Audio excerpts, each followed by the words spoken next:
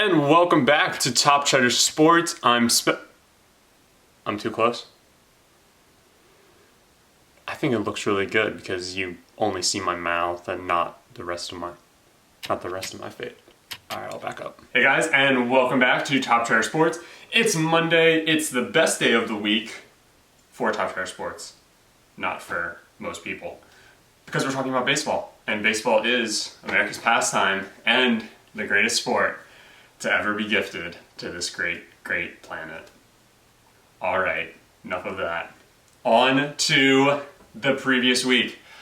Bit of bad news to start us out, but we'll get to the good stuff, don't worry. Boston Red Sox ace Chris Sale is likely done for the year after what is being called elbow inflammation. At first it was thought that Sale might need Tommy John surgery. That has luckily been ruled out for the big lefty. However, he will have to go through a 6-week recovery process for the injury, which likely means he will be out for the remainder of the season. If Boston were to make the playoffs, though, he could potentially pitch. All right. Justin Verlander joined a rare group after he struck out his 10th batter for the 7th straight game. He joins a rare group of now 5 men to have done this feat, joining Chris Sale, guy we just talked about, Pedro Martinez, Randy Johnson, and Nolan Ryan, all of whom, with the exception of Sale, have been inducted to the Hall of Fame. So, tip of the cap to Justin Verlander and the great season he's been having. All right. Lastly, Ronald Acuna Jr. reached an incredible feat, joining the illustrious 30 for 30 club. A player reaches this when they've recorded 30 home runs and 30 stolen bases in a single season. Acuna is the second youngest player to do this, the youngest being Mike Trout. In total, only 40 players have accounted for the 62 30-30 seasons in baseball history, and Acuna is the 5th since 2012. He also has a shot at the 40-40 club, obviously, because if you are a 30-30 club member, you would naturally have a shot at 40-40. He is just 4 home runs away from joining 4 other men, but he would need 10 stolen bases, so that might be a little tough for him to reach with how little of the season's left, but if he's really gunning for it, he could do it. Alright, that really does it for the action from this week. So on to our league leaders. The batting average title is starting to become a bit of a rotating door. Michael Brantley now leads with a .338 average. Jeff McNeil is behind him with a .333 average. Our California boys, Mike Trout and Cody Bellinger, sit atop the MVP race in their leagues and also are tied for the home run crown with 42. Yelich and Alonso each sit just one back of them with 41. A total of 9 players have now cracked the 100 mark for RBIs on the season. Freddie Freeman currently sits atop with 105. Right behind him is Anthony Rendon with 104. And Josh Bell and Rafael Devers behind him with 103. Lastly, Eduardo Escobar rounds out the top 5 with 101. On to pitching. Hyun-Jin Ryu finally showed he's human, but don't worry, he still leads the ERA stat. He now has a perfect 2.0 ERA on the year, with Mike Soroka and Max Scherzer still sitting at a 2.41. Domingo Germán pulls a little bit further ahead in the wins category. He now has 17. And he's definitely been the beneficiary of some great run support, seeing as he has an ERA above 4 on the year. So he's been getting a lot of run support, which is leading to him having all these wins. But good for him. Justin Verlander and Garrett Cole remain locked in the battle of punch-outs. It should be noted that Verlander has pitched 1 more game, so the reason he has 239 strikeouts to Garrett Cole's 238 is because of that extra game, so bet on Garrett Cole to win that race.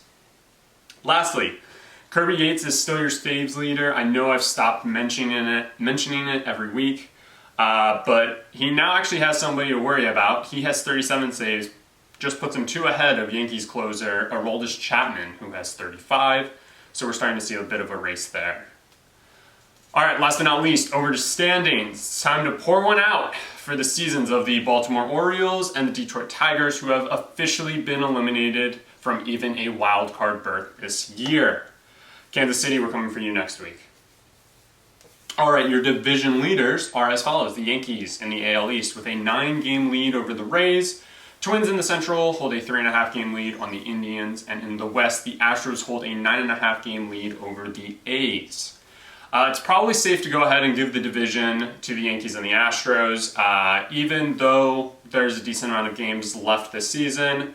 Since we're getting closer to playoffs, it's probably best to just put more attention on the wild card, since the Rays and A's path to the playoffs will most likely be through that.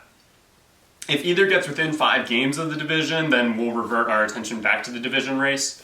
But again, for now, we'll focus on them in the wild card, so we'll probably stop mentioning the AL East and West in our weekly standings update. Onto the wild card for the AL. The Indians have a half-game lead for the top spot.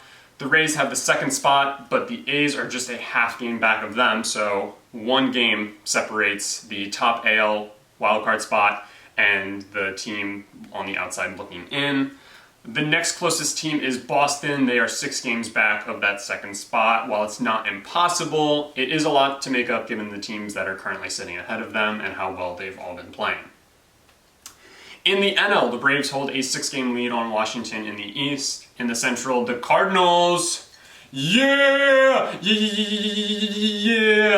a 2.5 game lead on the Cubs. 2.5 games! It'll change next week, don't worry. And in the West, the Dodgers hold a 20-game lead over the Giants. Dodgers are in the same boat at this point as the Yankees and Astros, so again, we're probably going to stop mentioning the NL West.